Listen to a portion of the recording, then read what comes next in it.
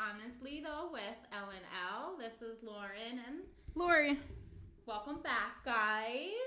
It is now Thursday evening while we're recording, and like always, it's been a freaking week, I'd say. I'm mentally exhausted this week. I'm mentally exhausted. Yeah, working full-time jobs, having a family, and doing Just life. the podcast, though. The commitment to the podcast has, for especially you, been time-consuming.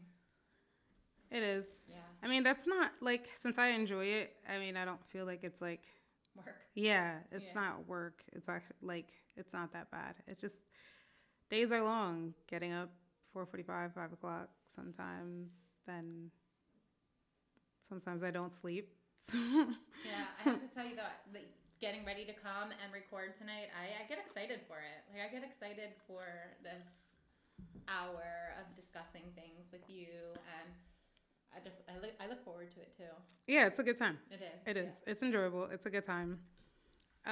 Yes. Tequila. It's so refreshing. I think because of the week, it's been such a long week. It tastes so good. It's so refreshing. So your birthday's tomorrow. It is. It is. Yay!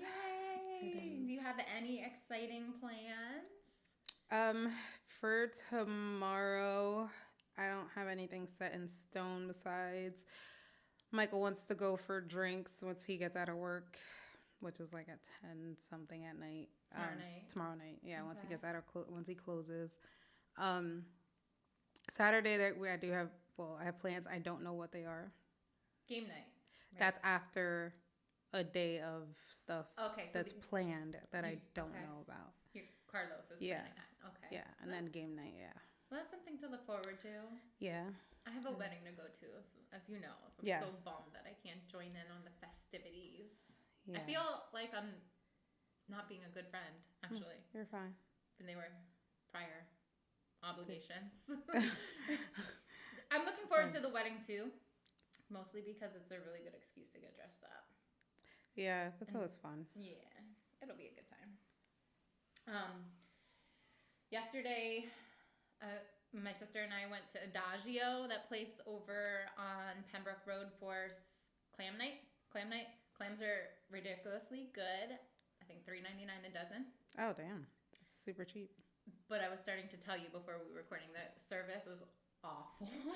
So if you're on a time crunch and just want to feed your family or just get in and get out, it's not happening. I've been there twice and the service just straight up sucks. And the waitress was such a bitch to me. Was she? She was. Oh, geez. I was there with my sister and her boyfriend and my friend Maria and her daughter, and the waitress, I swear to God, she just didn't every time I was scared to ask, not scared, but I was hesitant to ask her for anything because she was just like a straight up bitch to me. Did she know you from somewhere? No, never saw her before. At least I don't know. But oh, see that? Nope. That's no. If you don't like your job, then don't do it. But I kind of got like a kick out of it. Like every time I conversated with her, I just laughed. But the food was good. The food was really good. That was my point there. It was good. Yeah. No, that's not. Before we started, I was on IG looking news that Brian was at Loudry. They found his remains. Yeah. They identified his remains. I didn't read it, but I saw the headline. Yes. So I'm pretty sure he took the coward's way out and committed suicide after killing her. Is that what you think? That's what I think.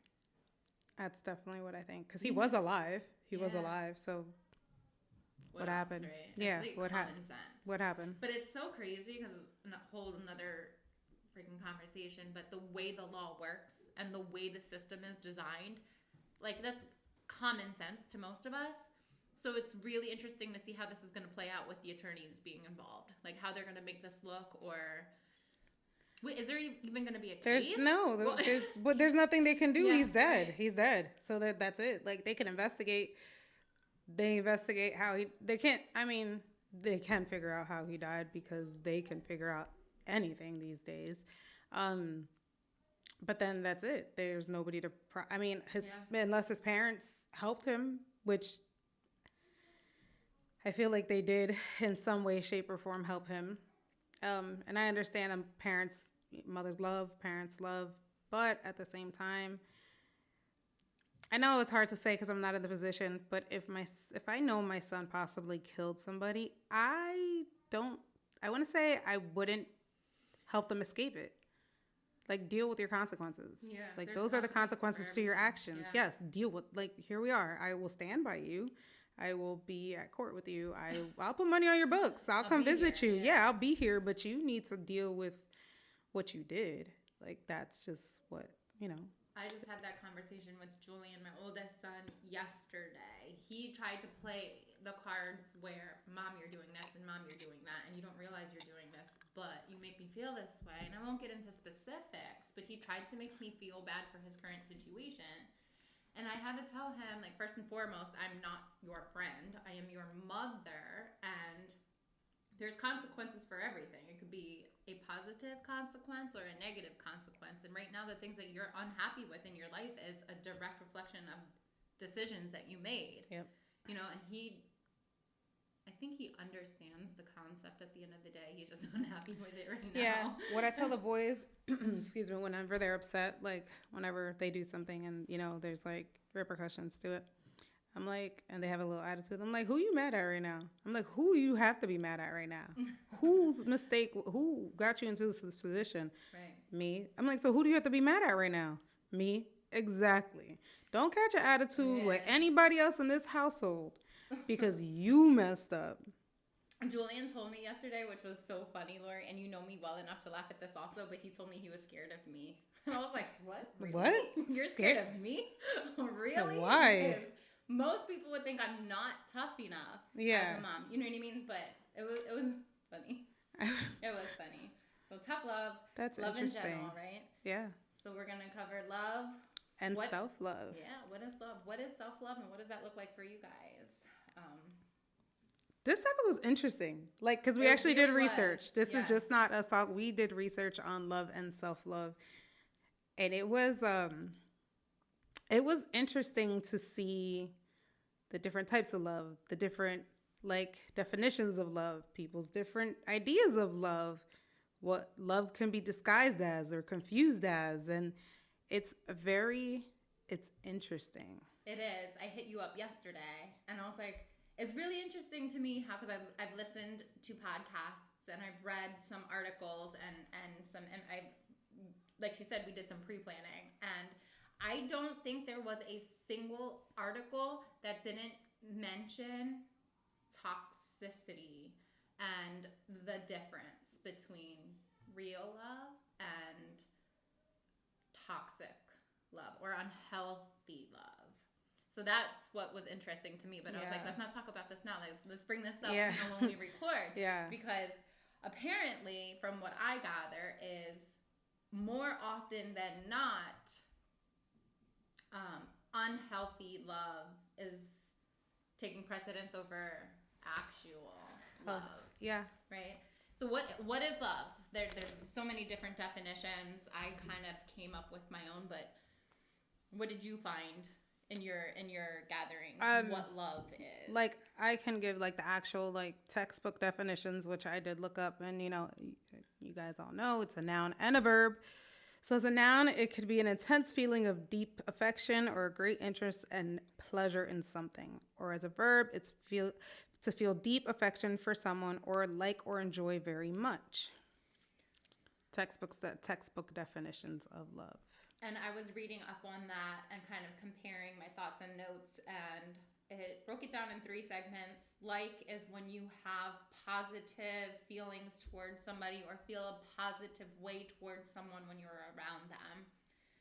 And then love is the same feelings as like, but you also feel a deep sense of commitment to that person.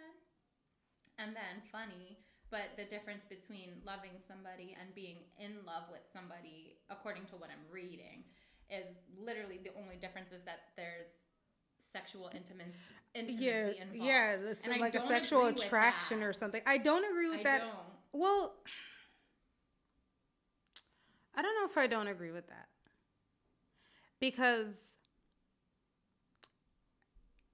you know, I do actually agree with that. Because I can say, I love you. like, I love you, but I'm not in love with you right now because of XYZ. And if I don't feel that in love, I have no desire to be sexually intimate with you. Like, that desire is no longer there because that connection and those actions that were there that had me in love with you, or they're not happening. They're not there. So I on my behalf, I can agree with that. I do. That's true for me. Yeah. But speaking for myself and people I know too, like, how do you draw that line though? Because there have been occasions where the sexual attraction is there, but those deep feelings of commitment is not. That happens. Oh yeah, because that's different. That's lust then. So that's lust. It's when Yeah, so that's lust. That's completely different. That's just lust. Now you're just sexually attracted, and there's no other. That's lust. Okay. That's not. They didn't mention that. Now that I think about it. Lust. In what I read and like all the notes I took, I don't think they mentioned lust.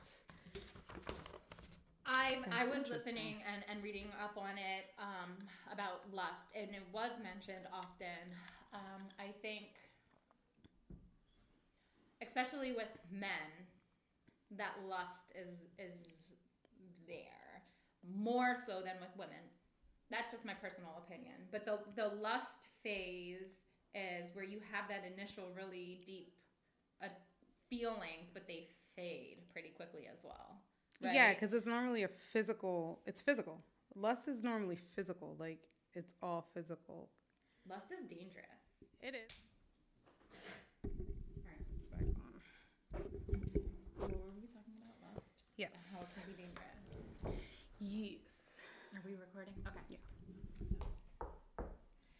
So yeah, like I mean, haven't we all? Like, lust can be super, super dangerous in the sense where it can blind you because that initial I can't think of the words I'm looking for, but like those intense rush of feelings could make you think that you're in love when you're just in lust for an extended period of time too. Like, it could be a week, a month, a year, 2 years. It can last, and that's where where lust gets dangerous though is that some people stay in lust, and some people might go to like and love, and those stages might change for one person in the relationship and not the other, or the situationship, because most of the times when it's the lust, like, it's not a committed relationship normally. Right. Or if it does evolve to a committed relationship, it's not on solid grounding, because it's not because you actually fell in love with each other. You're lusting after one another. It's like a high. It is. Yeah, it's just a temporary. Because it does. Because it says in the readings that I was doing, it says, like, you know, it releases these dopamines and, you know, all this stuff in your, you know, your brain, and it just makes you feel great. So you just. Yes. So I have to read this.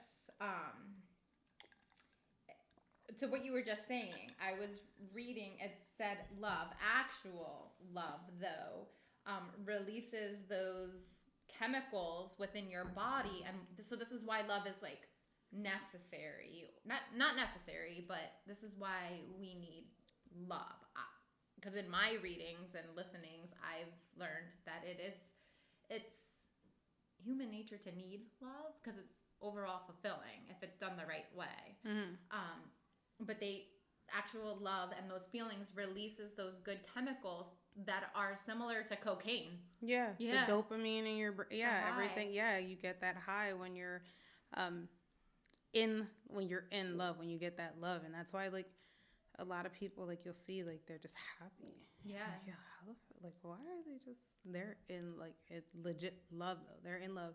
Because and I found this so interesting, because one of the responses I got was, I was like, what did I ask? Like, what is love to you, or what? Or no, it's like, love is an action, so you can't fall out of it. Like, it's not a feeling, it's an action. I think I even messaged you and was like, damn, like love is a verb. Like it's an action and you can choose to show it or feel it on a daily basis. Like you wake up. So you like, so I was like, all right, so I was like, let me research. Let me do some more research as to what love looks like as an action to some people. And it's literally the small things. Mm-hmm. It's the small things. It's,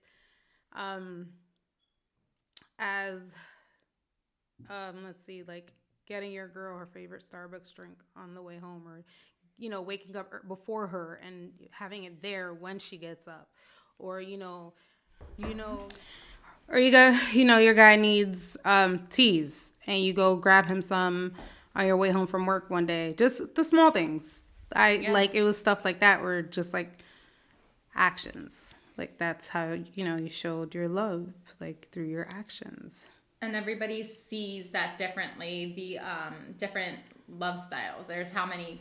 5 different love styles, right? Yeah, I think there was. My therapist pointed these out to us. That's gifting, the act of gifting, the act of quality time. Oh, your love style. Yeah. The way you like to give and receive, and it could be different, right? So it's gifting. Your love language. Yes, that's it. That's your love it. language. Yes. Yeah, I said that totally wrong. No, it's fine. I was trying to think of what it was, but your love language. It is different for everybody. And they are gifting, the act of service, quality time, affection, or like physical touch. Physical, yes, the physical part, touch. And then the last is words of affirmation. Yes. So, like, to what you were saying, Lorie, like, we, depending on who you are, you could see this differently. Like, I like to show my love language by acts of service. Hands down. I like to cook for you. I like to clean. I like to pick those little things up and think of you, and see those little things. That's where we mess up, though. No. We try to love people in our love language instead of their love language. Right. Which is where, that's why, like when we went through marriage counseling, the pastors who married us had us both take the love language test and then exchange the results and then go over them, so that we could see. I mean, it's been this long, we probably should take them again, because that changes. Yeah. That changes over time. Yeah. And like mine's was service, like acts of service, like do the dishes. Yeah. Do the fucking laundry. Wash my car. Well, without me having to ask you. Yeah, without me having to ask you. Just do it. Do it. And that was my thing. His was physical touch, I believe, or words of affirmation. Yeah. I know Justin's is definitely quality time. And he makes that clear too. Like he did surprise me by that, because it took me a little while to learn that about him, but he actually appreciates quality time and actual time spent, which I don't know why, but it did surprise me. My life is so freaking crazy and busy all the time that I have to slow down sometimes to be able to do that. So I did learn that about him, but I'm with you. Like acts of service and that that was my thing. I do want to take it again to see what it is now, because that was almost 7 years ago that we did that. So I'm pretty sure it might have changed by now. Although I will always take the help with dishes, laundry, any of it, because it's never ending. So out of the 5 love languages, the most difficult one for me to understand is the gift giving. Only because I was never big on, I like surprises, but I don't necessarily get overly joyed about gifts. They're so nice. I love them, appreciate them. I don't ever expect them, and it's not something I hope for. Do you know what I mean? Like, I'm the same way. I'm not, I've never been the one to ask a man to buy me anything. Right. I've never been the one to expect anything from, like, gifts are nice, Like, if you're going to ask me, I'll tell you what I want. Like, if you're asking, I'll tell you. But I'm not one that's going to be like, oh, I want X, Y, and Z. And then I'll catch an attitude if, you know what I mean? I don't get it. Because I've never been that. I've never been that person, like, ever. Yeah. I don't know. It's weird. Like, and that's weird. There are people like that though. They'd be like, "Oh, look at he bought me this. He loves me." Right. I see videos on it all the time. Yeah, and it's weird to me. It's weird to me because I'm like shoes. How does material like? But again, that's their love language. Yeah, so we cannot. So I cannot. To me, it just like because to me, I'm like that's just weird. Like, but if that's their love language and that's their love language, that's how they feel loved is by getting gifts. So, what does love feel like? Like, I think we touched on that already. It's like you took a line of cocaine. You just feel it's like a natural, like overall good, positive, uplifting, high energy feeling. Like you just happy, right? Just how you use that word, and I feel like that describes it the best. But I think too, especially nowadays, like I feel like we could talk about the subject forever, especially all of what I've learned over the past couple of days. But a lot of times we settle for lust because we make big plans. And I'm probably going to lose my train of thought here. But we don't get the true, authentic version of love. Because in able to do that, we need to be our true 100% authentic selves. Good. And not, and you're probably going to laugh at me because, just because. But the analogy I heard this morning was if you wake up now in your current relationship that you think may be a healthy version of love, but you find yourself questioning or no longer doing things that you used to do prior to being in love. Something as simple as waking up and sitting outside on your front porch and enjoying a cup of coffee, or going for a walk in hopes that you're going to see a pretty sunset at night or sunrise in the morning, or just simple things that you used to find joy in, you're no longer doing, or you're questioning. Oftentimes this will lead you to find you're in an unhealthy relationship because your partner makes you seem or feel like these are questionable things. Now it sounds so simple, but it made my mind go at like a million this morning when I was listening to it, because the direction they went with the conversation is, you can be a joyful, happy, loving person, and that rubs off to literally anybody that you're around. You speak to, touch, you walk into a room and people can feel this. But then once you're in love, it's no longer just you, it's we, and it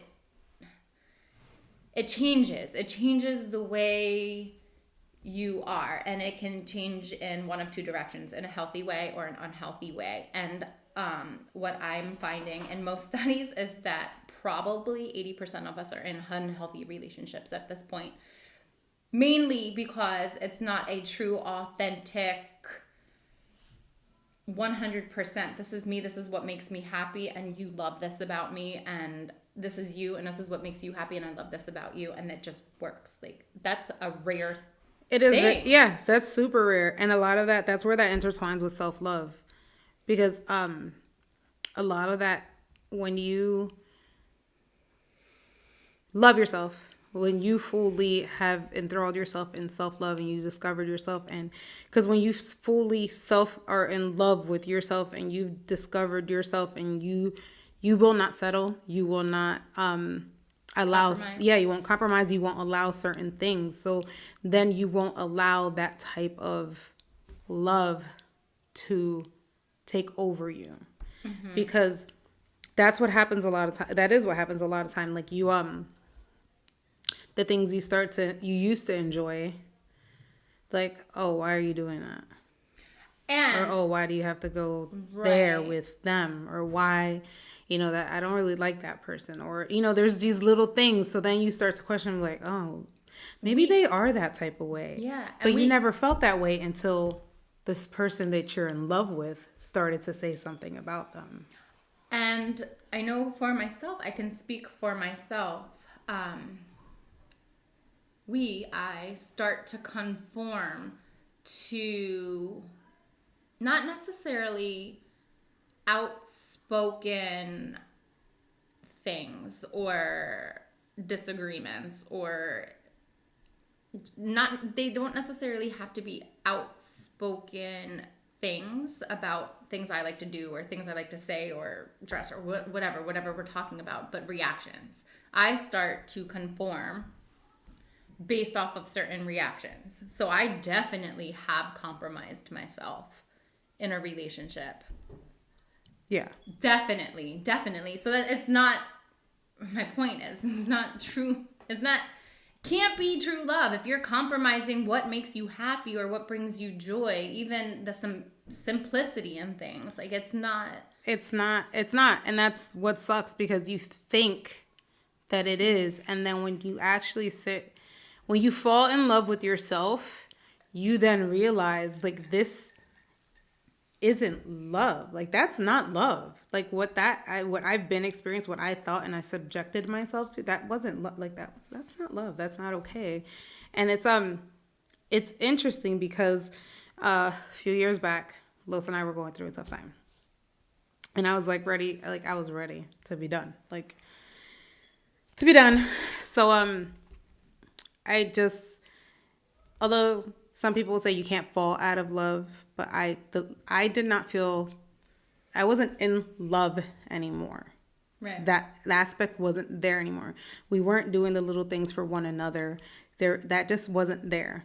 I love him, and I have said it. No, regardless, I'll always love him. That's the father of that's all three of my boys. That's their father. Like, even though Joe isn't his, Joe is his. That's all three of my boys' father. So we went through this phase, and it was, I didn't subject myself to any part of him. Like, it was, and like, people thought I was crazy for a while, because literally he went on vacations with them by himself. I went on vacations with them by myself.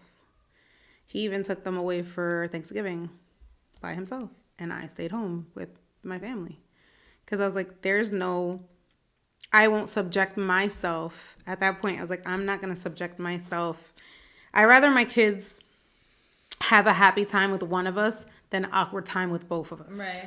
That makes sense. Yeah, so I wasn't going to subject myself to an awkward time, them to an awkward time, because the love wasn't there. You could feel that there was, you could feel it. You know what I mean? Because we were both just at such a point that it just wasn't, and it's because I was going through my healing. And I was going through this process, and it was just like, you're going to love me the way I need to be loved.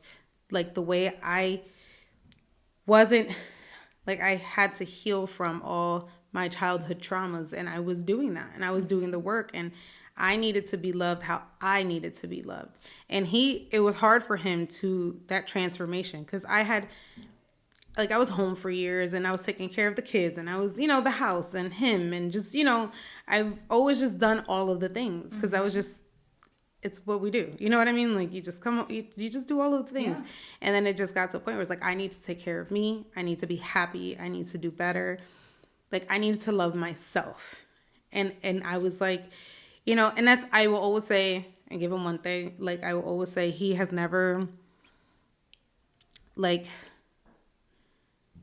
the love may not have been what it was supposed to be, but it was never, like, he never degraded me. He never put me down. It wasn't anything like that. It was more like, what can we do to make this right? Like, where can we go? How can this So the strength of your love changed, but the focus never changed.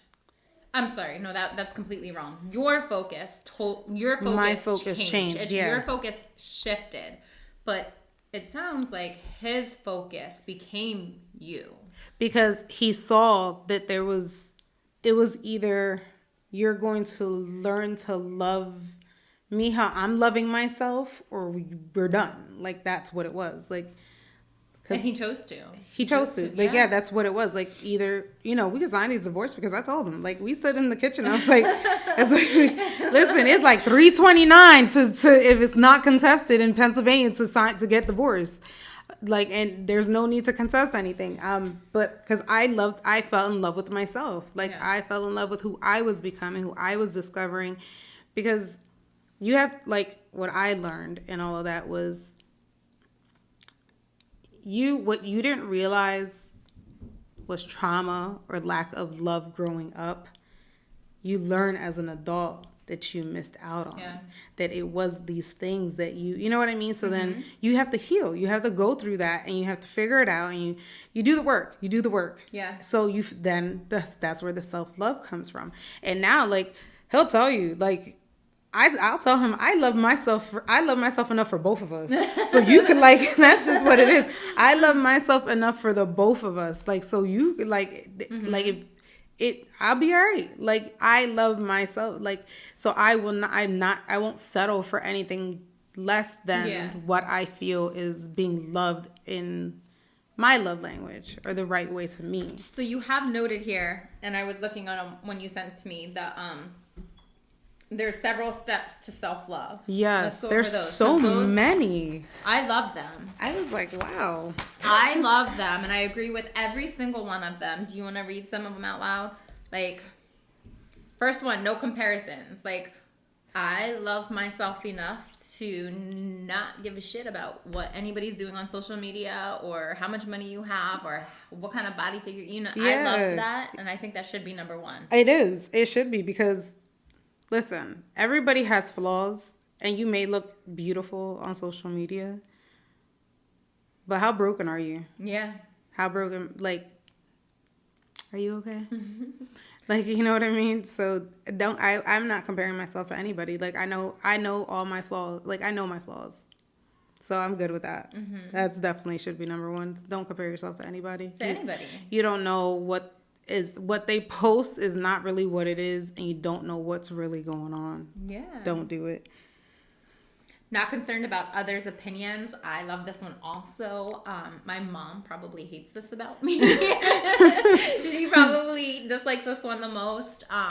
But it has, not always, not every day, but for the most part, like, listen, unless you're helping me pay some bills, and I mean, even then, like, your opinion about me, my life, my family, what is going on underneath my household doesn't matter. It doesn't matter as long as the important things are being taken care of, and we're all okay. Like, it just doesn't matter to me. I've had this conversation with Justin a lot when I first met him, because he was highly concerned about other people's opinions, and I told him the same thing. Like, look, what's news today in some people's world is going to be forgotten about, and it's going to be about somebody else. Like, who cares? Yeah. Who cares? Yeah. The only thing, like, I like that one, but the only thing with that one is sometimes people's opinions are for your well-being. I know that. That's the only flip side to that, because there's some opinions that people are just like, they were like, oh, why'd you paint your walls blue? They should have been gray. Shut the Why does it matter to you what the color of my walls are, like that, or what I wore, or what, like, but there's other things where it's for your well-being, where their input or opinion comes in, and that's where that one is a little bit different. So that's like a So that's the deep side of things, and I do agree. I do agree with that. Like, for myself, like, I will definitely listen to your opinions. Especially, I ask for opinions. I ask for opinions all the time, and I listen to them. I don't always base my decisions off of them. Do you know what I mean? But I get your point. I do. Yeah. Allow yourself to make mistakes. Shit. That's how you learn. Okay, be kind to yourself. That's how you learn. Yeah. Mistakes are how you learn. You, as long as you're learning and not continuously making the same mistakes, then you're just stupid. Like, there's no other. You make a mistake, you learn. That's usually how it is. Outside of that, there's just stupidity. That's just. Value doesn't lie within appearance. Again, it doesn't. Beauty fades. It's the heart, the soul. Yes, beauty fades. Tomorrow you could be beautiful. Tomorrow you could go get in a car accident. Your face could be destroyed. Real. What's your character? What's your personality? Tell me your story. Like, tell me your beliefs. Yeah. Tell me your values. Yeah. Tell me about you. Like, what's behind all of that? Is there anything behind all of that? Or is it just that? There's no weight to that. Let toxic people go.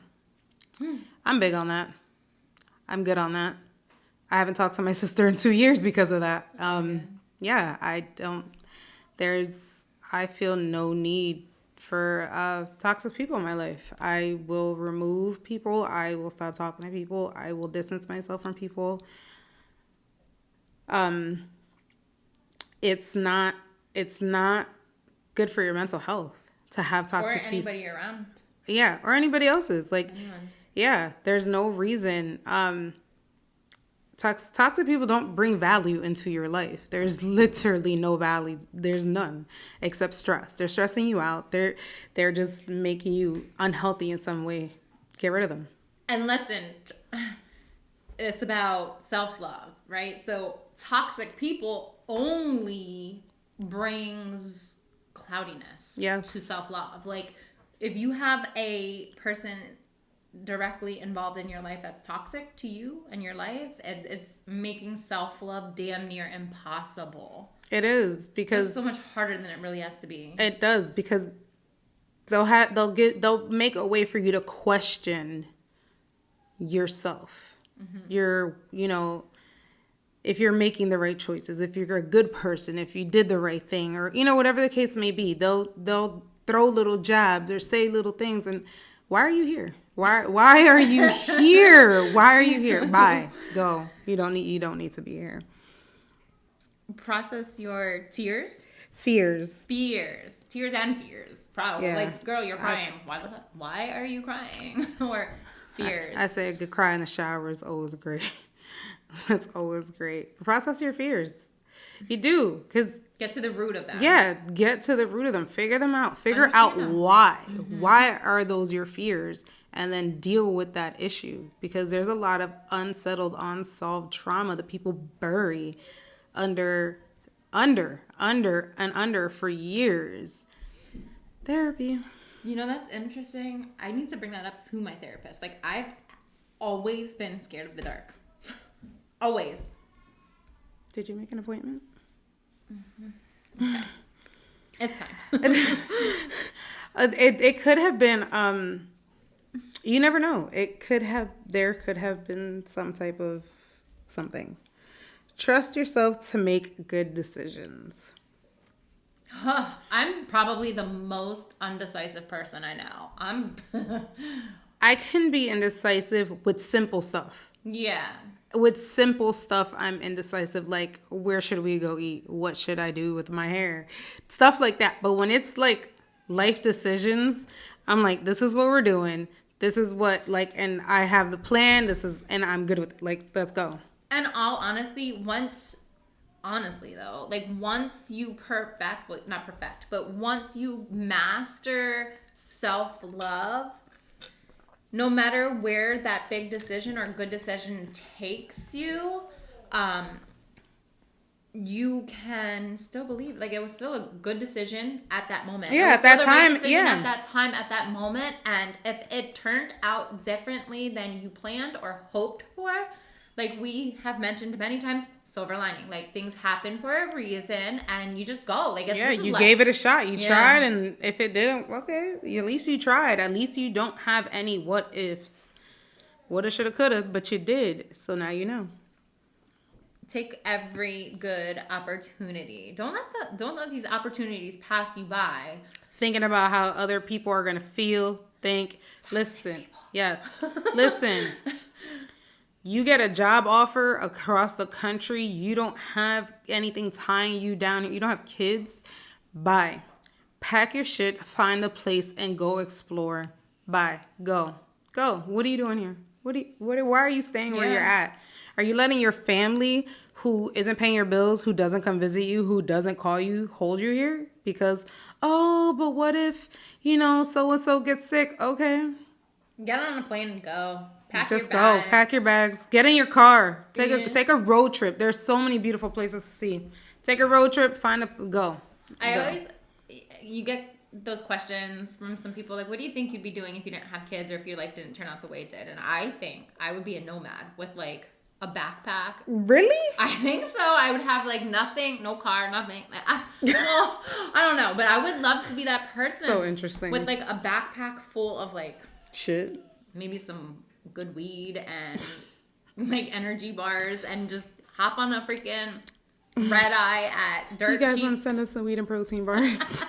Like end up in Iceland for a week and then go to Thailand and then go to Africa. And not gonna lie, I would love if I could ever, like, if somebody wants to like pay my bills for 3 months and just go backpacking, like across countries. Just like I see people doing it, and I'm like, who's gonna fund that? It's like, but it's the experience, like, right? For me, like, an opportunity doesn't require material things or big, expensive, fancy things at all. It doesn't. And that's why I love experiences. Like, I think, and I always say that, like, holidays are coming up. Everybody's always like, and the boys' birthdays are all at the same time. So everybody's like, oh, what should I get the boys? Oh, what should I get? Experiences. Mm-hmm. Take them somewhere. Yeah. Take them somewhere. They don't, God, I appreciate everything they have. They are blessed. They don't need toys. They take them somewhere to experience something. Or if you don't want to take them, purchase them a gift card for an experience. And I'll take them. But get them an experience. Take them somewhere. And I feel like those memories that are created, yes, those last so much longer than the toy that they're going to play with. Mm-hmm. That's why I love experiences. Like, I like to go places. My grandmother instilled that in us. Growing up, she didn't buy us things for our birthday. She took us places. I love that. Yep. She said, don't ask me for anything materialistic. Ask me to make a memory with you. And that's what we did. And I love that. Mm-hmm. I tried my best to pass that on to my kids. It's hard with these kids because they see all this stuff and the next kid has it and then they want it, and it's so hard. And I do try to remind the boys, like, often. I'm like, because we do try to do something different with them. We try to take them places to see things and experience, and I'm like, you guys are beyond blessed with the stuff you guys have experienced at your ages. Like, you guys need to realize, I'm like, there's adults that I know, they've never been on a cruise. I've never even been on a plane. I'm like, you guys are super blessed. I'm like, and I just want to continue to give them the opportunity to experience, get out of the state and just see different other states and sightsee and just, oh, do you remember when we went to, like, we took Joe on a cruise, and it's all he talked about for months. You remember when we lived on the boat? He was little. He was like, you remember when we lived on the boat? Like, yes. Like, that's something you just can't definitely. Yeah. So if an opportunity is handed to you, take it. Take it. It's only gonna. As long as it's not gonna put your life at risk. Don't do that. It's the only way you can maximize. Not the only way, but it's going to assist in maximizing your full potential. Is take opportunities. Because you never know what you're capable of until you take that risk or that opportunity. Like, try it. Do it. Next one. Put yourself first. I'm big. I'm big on that. And my husband gets super annoyed with me. I put my boys first and foremost. That's always...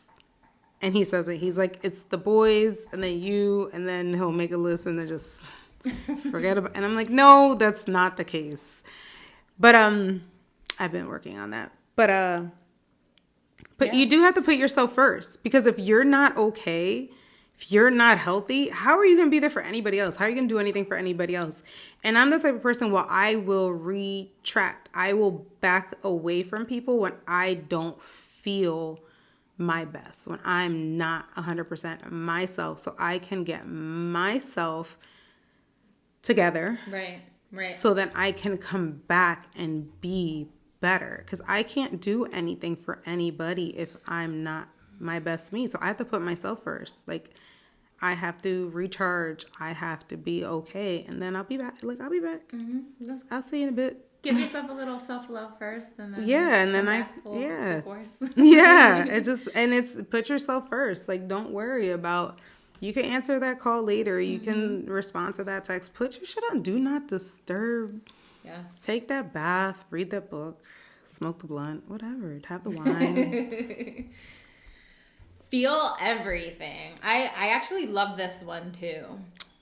I love this one because I was, up until you called me out on my shit, Lorie. Like, if I was going through something that I didn't like the way it made me feel, especially recently, I would keep myself overwhelmingly busy to the point of exhaustion, mental, physical, all of it. Like, just straight up, like, I need to sleep for 36 hours. Like, just, you know what I mean? Because I wanted to avoid my actual feelings. I'm trying to learn, I've learned, so I'm trying to work on and do better by actually feeling things, processing them, getting to the root of them, letting it hurt me, or letting it make me angry, and then trying to figure out ways to prevent that from happening again in the future.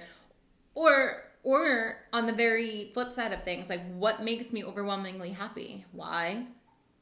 Try to determine what was present, because I did read that. Was not present. Yeah.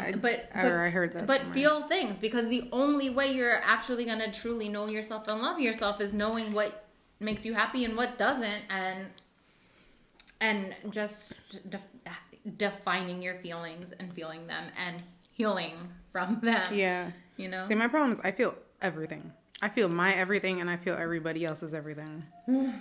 It's super draining. I'm sorry. I'm sorry.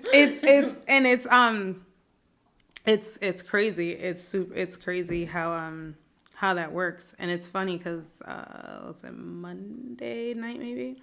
It was one day this week. I went to bed, and like I had to like breathe my way through an anxiety attack. Like, I kept feeling it coming on. So I was like breathing my way down from it. So it kept me up. Like, I've slept like shit all week. I am so tired, but I haven't been able to sleep. I just can't. But that morning. Monday morning or Tuesday morning? It was either Monday morning or Tuesday morning. It was one or the other. After you couldn't. After I couldn't sleep. After I was like trying to like breathe myself through this. My sister texted me, and she's like, I had an anxiety attack last night and I had to take a pill. And I was like, you're the fucking reason I couldn't sleep last night. You're the reason. I was like, you're probably the reason why I was like, I could not, like, my chest was tight. I was in pain, but I was fine up until I laid down to go to sleep.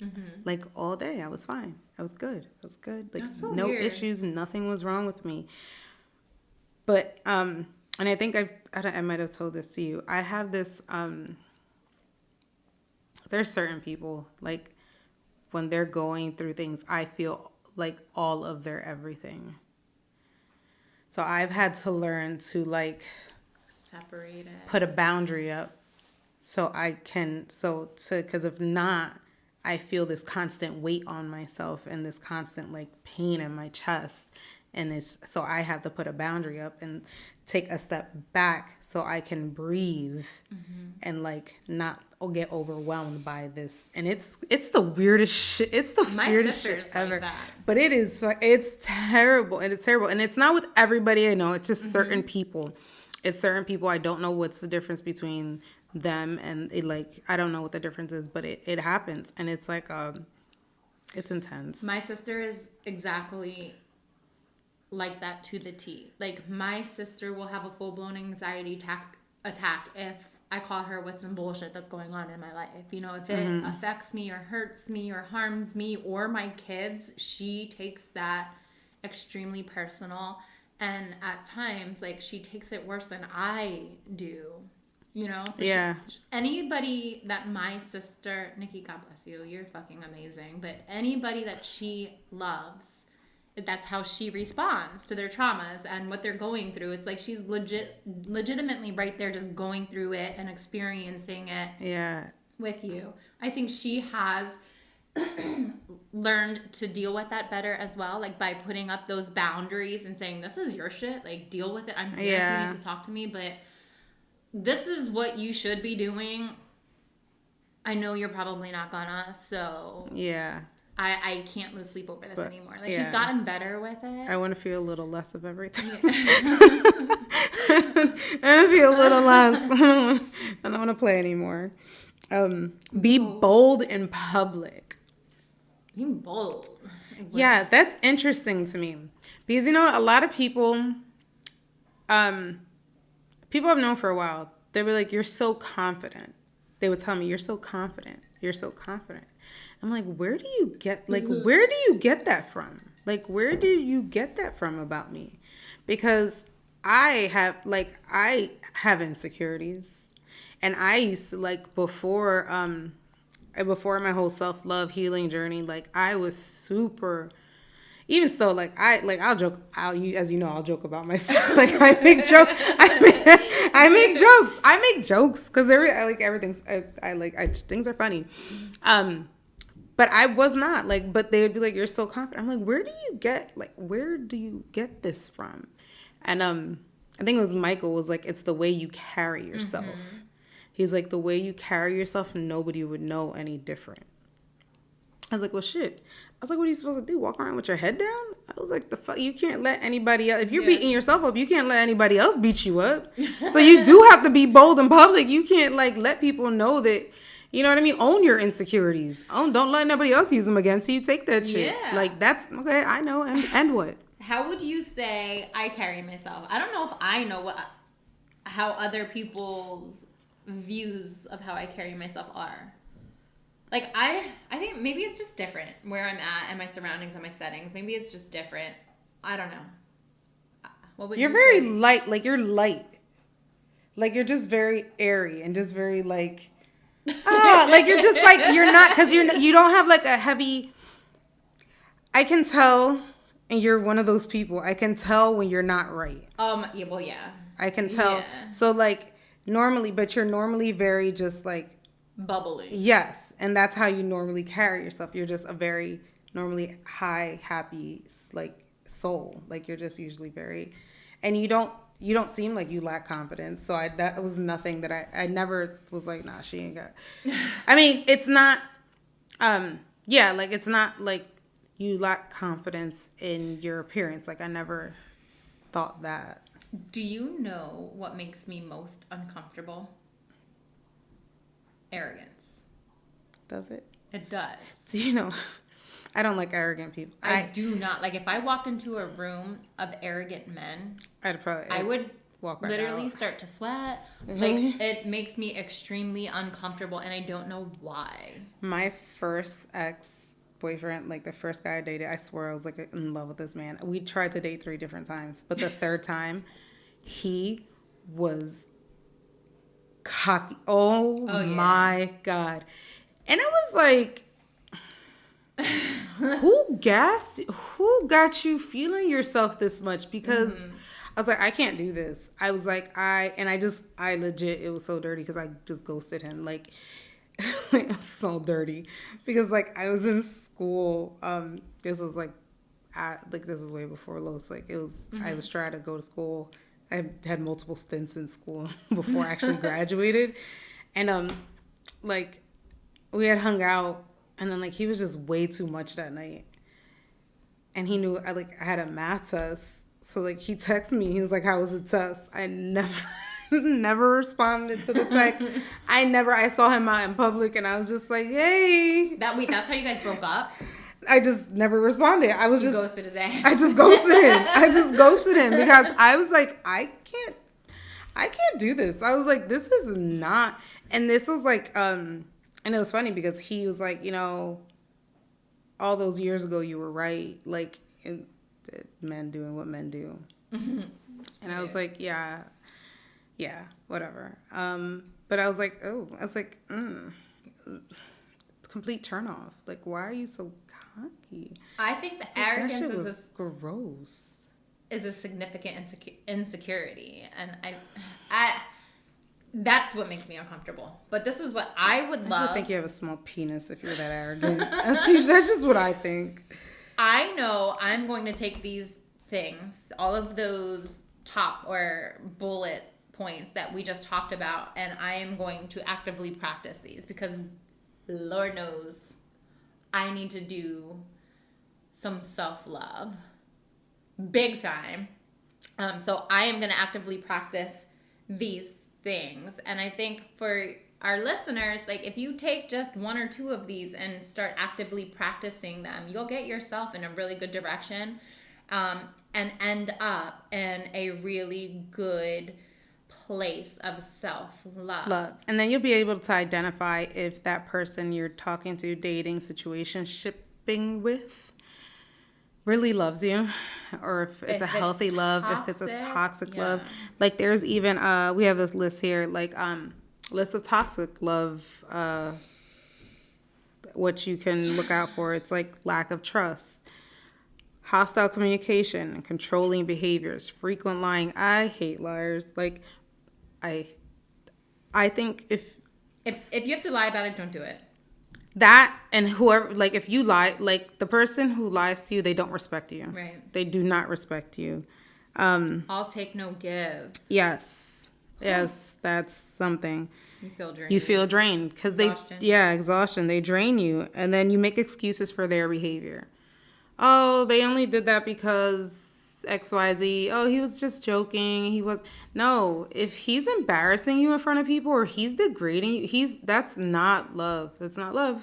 Mm-hmm. It's not love. He doesn't love you.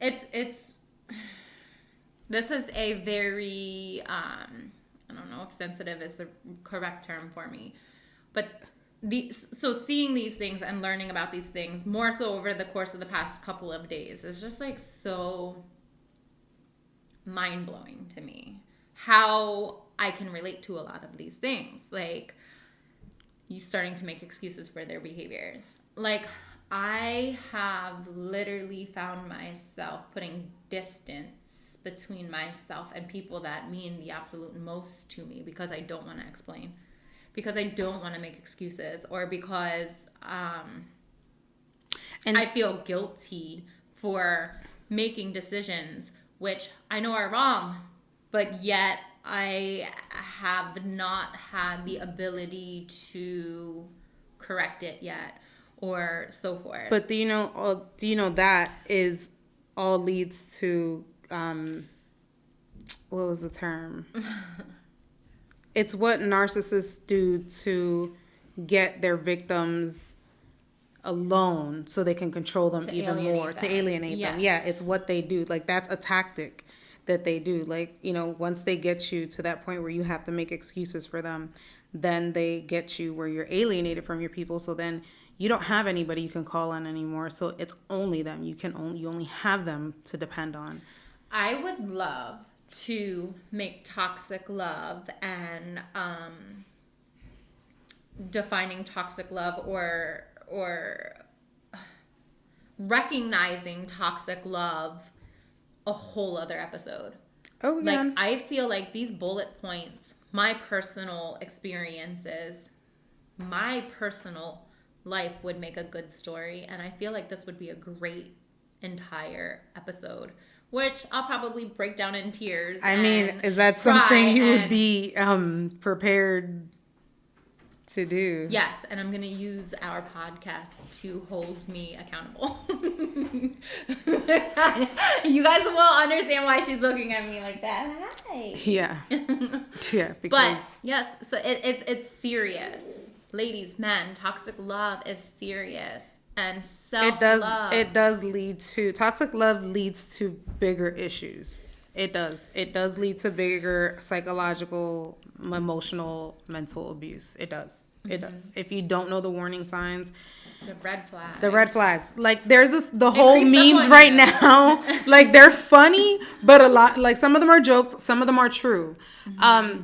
And I did, these reels, there's a lot of therapists and psychologists making reels on narcissistic abuse, on psychological abuse, on mental abuse, like, and what to look for when your significant other is transitioning you from the toxic love to gaslighting to hovering, is it, to alienating you, to all of those steps. So if you are in, and this might be a trigger warning, I should probably said that at the beginning. If you are in a situation or you're not sure you're in a situation, you can always Google. You can, and I like it's everywhere. It is everywhere. It is everywhere. But the reels, these therapists that are on these reels, like they literally have sessions. You can have sessions with them. You can have therapy sessions with them. I've seen some things too, like some memes, and all of a sudden everybody's in a toxic relation and so forth. But the shit is real. It's common. It is, and you know why I think the issue is that it's so relevant and prevalent now is because a lot of us were raised in toxic households and didn't realize they were toxic until now we're adults trying to create these healthy families and live these healthy lives and and we have to heal. Mm-hmm. So if you lived in a healthy household, you wouldn't have to heal. Yeah. There'd be nothing to heal. You'd be whole. You'd be healed. And this is why I said this should be an entire episode. We could do that as everybody, all of our listeners and Lorie right now, you're going to hold me accountable and we're going to do this episode and I will be all hands in, all cards on deck, and I will probably cry and get a lot of shit, but I'm willing to do it. I am. Maybe it should be our next episode. I mean, it could be. It's hard. I can see if somebody else I know that was in a very toxic relationship wants to come on and join as well. So we could join forces. Yeah, and she can share her experience as well, because and men do go through it too. Men don't. I'm not trying to make it sound like it's just women that are in this. Women are toxic as fuck too. Women are manipulative. Women will play games, and what a lot of women will do, that I absolutely hate, is if they have a child with you, they will use your child to manipulate you. Yeah. And I hate that. I hate that women don't do that. No. Do not hold your child against that man. Yes. Why would you use that baby for like that? That is not that. And I did see it was a reel. I love these reels. These therapists on these reels, that it was like, why would a narcissist have a baby? And it was like, because it's endless love. Because they see their child will see them as they'll do no wrong in their child's eyes ever. And there was another reason. And I was like, well, shit. I was like, that sounds like somebody I grew up with. Not, I mean, like in my like household. Yeah. And I was like, but, and I've always recommended therapy to every single one of my siblings and parents, but no, I mean, my sisters go to therapy. But like I said, I don't talk to my own sisters going on 2 years because it's toxic. Yeah, toxic. Whole another hour-long conversation. It is, and we could definitely do that. But self-love, work on it. Recognize, recognize love. There's different, and there's literally so much. Love is not black and white. There's a lot of gray. There's different steps. There's different levels, stages of love. There's different, and then if you are faith-based, love, God is love. That's and if you are faith-based, they will tell you, man is supposed to love their wife like God loved the church. Mm-hmm. And that is, that's what, when we were going through our marriage counseling, that's what they told, they're you're supposed to love her like God loved the church, and she's supposed to, I forget the part, and I shouldn't, because it's not right, but I'm supposed to obey. Was it not obey? I'm supposed to, maybe it was. Somebody out there will know what it was. But it's yeah, that I don't know. No, I did know it, but I don't remember right now. It will, but it's it's interesting. Yeah. It's interesting work. It's not just black and white. It's not simple love. There's friendship love. I'm going to challenge all of our listeners to really do some self-discovery today. And work on loving yourself. Where you stand individually with self-love. And then think about the current relationship you're in and identify whether or not it's actual, pure, genuine, sincere love. And do every day, like Lauren said, the steps to self-love, you can Google them. That's how I found them. Practice them. A step every day, literally a step every day. And you can get to the point where you are fulfilled. You do love yourself. Like, you hold your head up high and you are that person. And it's just, like you said, I love myself enough for, like, you know, like, it's just, it's. If you get yourself to a good point with self-love, then you don't have to question whether or not the love in the relationship is existent or not, because you wouldn't settle for anything less. You know, like, you get yourself to where you need to be within yourself, and then everything else just kind of aligns. Yeah, and that's always my thing. Like, you shouldn't have to work to be loved by someone. Like, you shouldn't have to do work to get love. Like, if someone says they love you, that's just, they love you. Like, you shouldn't be like, oh, you did my laundry today? I love you. Thanks. Well. And then tomorrow you didn't do shit, so you love that person. Again, love is not unconditional in adult relationships, because needs have to be met. There's all that stuff. Yes. But find self-love. Go on the journey. Real love. Most of all, love yourself. Love yourself. That's love yourself. Do the work. Do the work. Yeah. Do the work. Do the work. Love yourself, especially if you have babies. Love yourself for your babies. They will be better people for it. Everybody's always saying this world needs to change. We need to do better. Start by learning to heal. Love yourself. Your children, in turn, will be better people because they grew up in healthy households. Oh, look at that. We're putting healthy people out in the world. Let's give that one a try instead of sending out more broken people. Yes. It's worth a shot. Yes, honestly, though. Thank you guys so much for listening again. We appreciate you all. And don't forget, love you. Yes, don't forget to subscribe. We appreciate all the support. Subscribe. Say that fast 3 times. No, probably not. I'll stumble. I'm tired. Thank you guys so much. Tell your friends to listen in on the Apple. We're working on getting us uploaded to the Apple Podcast. Give me a little bit. Having some technical difficulties, but for right now, you'll definitely find us on YouTube. And thanks, guys. Thank you. Is that it? Or do we need to add? I feel like we could do a video promoting the drop tomorrow separately. Yeah.